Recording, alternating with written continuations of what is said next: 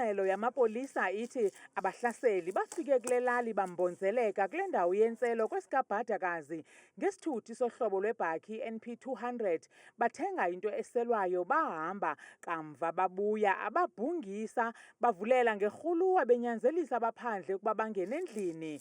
KukaXolisa Gongo ongumhlobo welinye lamaxhoba ugxa wakhe ngomnye wesibini esidutyulelwe ngaphakathi endlini wasweleka ngoko nangoko.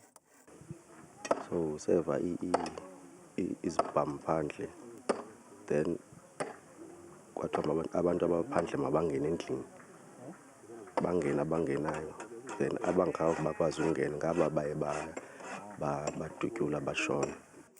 Eli khaya lakwaManyosha kungoku nje lilungiselela isingcwabo yaye sithi sidandathekile emphefumlweni.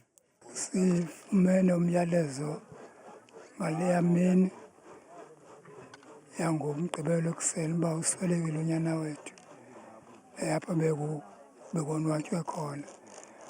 Yasothusa kakhulu ke leyo nto.